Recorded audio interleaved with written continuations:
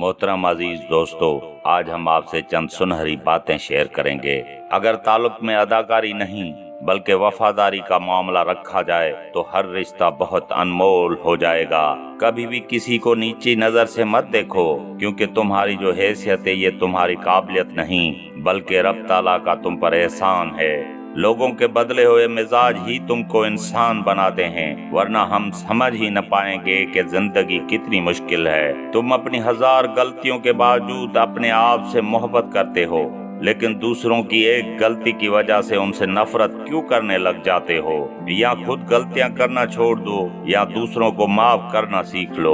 इस कायनात में अल्लाह के सिवा कोई भी आपको हमेशा, हर वक्त, हर हाल में आप जैसा मुयस्सर नहीं हो सकता। कभी भी किसी के सामने अपनी सच्चाई और खुलूस को बयान मत करो, क्योंकि वक्त एक दिन खुद तुम्हारे अल्फाज बनकर बयान करेगा। हमने सिर्फ बोलना ही सीखा होता है, चुप रहना नहीं। चुप रहना भी सीखें, अच्छी जिंदगी गुजारने के लिए बहुत अहम है। आपको पता हो कि कब कहाँ चुप रहना है और कहाँ बोलना है।